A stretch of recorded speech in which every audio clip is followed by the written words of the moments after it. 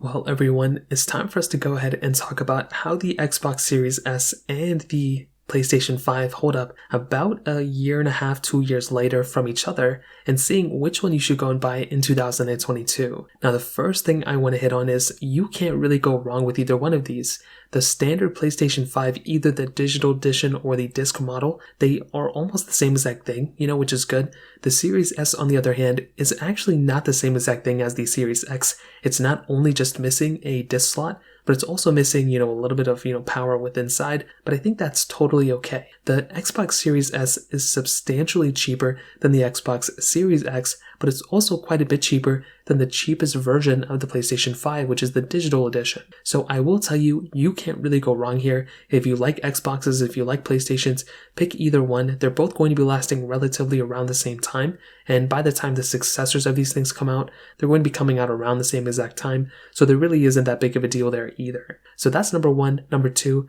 if you are historically an Xbox player or you're historically a PlayStation player, you can't really go wrong with, buying that next generation console if you're already there. So if you've already been playing PlayStation games your whole life, well, I would just recommend buying a PlayStation 5. If you are historically playing Xbox games, then go buy the Xbox Series S. That's another thing I'd kind of break down a little bit too. I will say though, stock prices, it is a little bit of more of an appealing deal with the Xbox Series S, just because it is, $299. You can just go inside of a store, buy it for $299, and it doesn't cost a crazy amount of money. The only problem is that because it's a digital, kind of console, you can't really go and plug in discs here. You can't really go and do anything like that. But the PlayStation 5, the digital one, also is in the same suit. So if you're looking at the disc models of both these, that's different. But from a digital edition PlayStation 5 and the digital edition of the Xbox Series S, obviously, you're really going to be, in the same exact situation. So it's really not that big of a deal in my opinion. Now, I will also say the availability of both these consoles,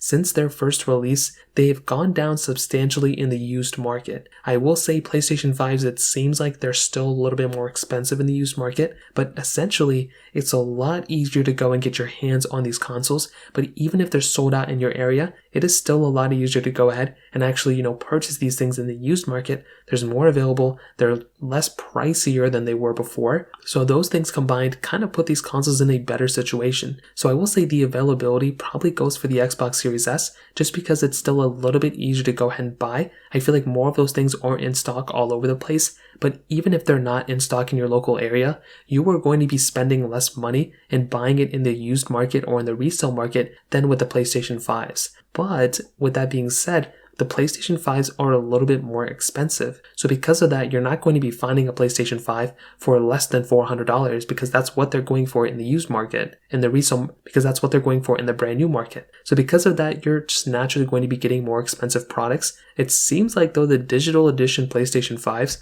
are actually more pricier in some cases than the disc model of the PlayStation 5s. And in some cases, that's not really the case, so keep that in mind. But it seems like people like the model with other discs too, so they may just be easier to get or something like that. So that's a long-winded way of kind of stating the, basic things from the outside without even getting into the details or the power within anything, because one of the biggest issues has been getting your hands on these consoles. Now, pricing-wise, like I mentioned, Xbox Series S is going for $300, the PlayStation 5 digital model is going for $400, and the PlayStation 5, the standard disc model is $500. Now, internally, there's a little bit more power going for the, PlayStation 5 for the most part. So from the spec sheet I'm looking at, it looks like they have the same exact chipset inside, but it looks like the Series S is actually clocked at 3.6 gigahertz per core, where the PlayStation 5 is clocked at 3.5 gigahertz per core. So that's kind of interesting for the most part. It also is looking like, in terms of the stock PlayStations, there's 16 gigabytes of RAM there, where the Xbox Series S comes with 10 gigabytes of RAM.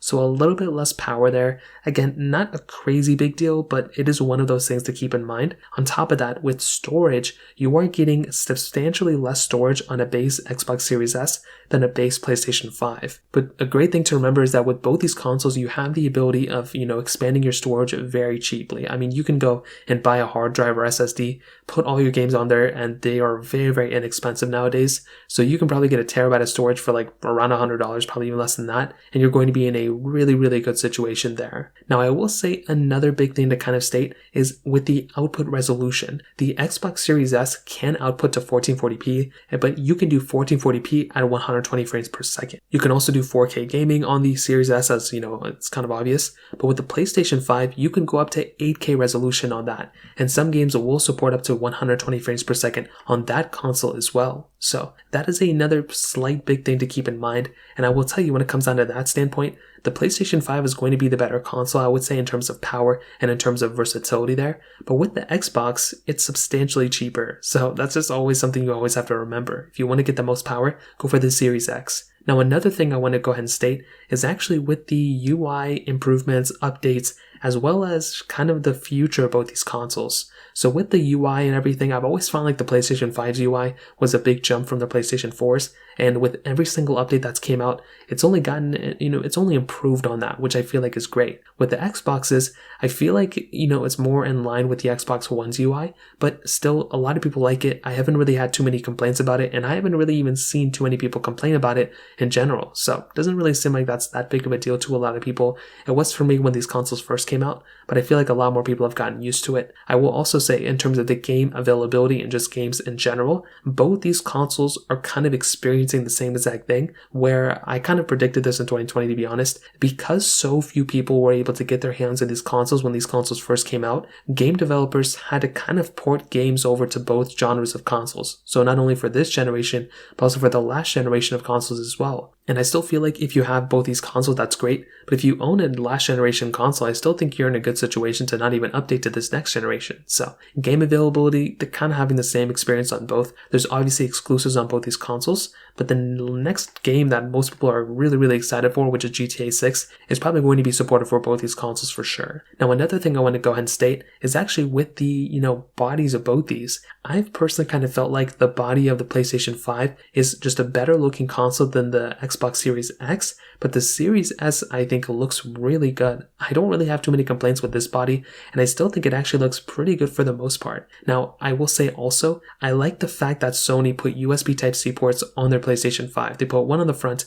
I feel like that's pretty future-proofing this console. With the Xbox Series S, on the other hand, no USB Type-C ports, which was kind of strange. The controllers have USB Type-C ports on both too, but I feel like Microsoft, with it being such a heavy, technology company, they could have found a way to put a USB Type-C port on this thing. Still USB Type-A, which I think is fine for the most part, but just another one of those things to keep in mind. I will also want to add that when it comes down to the aging of both these consoles, neither one of these have experienced massive issues in terms of the bodies themselves or in terms of, updates inside or anything like that. So there hasn't really been, a widespread issue on either one of these consoles, which I think is a really important thing to keep in mind. So stability seems pretty good. There were some things early on, overheating issues on both these consoles, for the most part when they first came out, but I will say they've kind of evened out. And when it comes down to how these consoles hold up now, I feel like both these consoles are great. You can't really go wrong with either picking up a PlayStation 5 or an Xbox Series S. If you want a little bit more power, the PlayStation 5 is probably the better way to go for the most part, just because it is a more heavy-duty type of console. But the Series S, I think, is in a really, really good spot. And if you need to go ahead and pick up a console for the most part, and the Series S is the only one available, I would say go for it.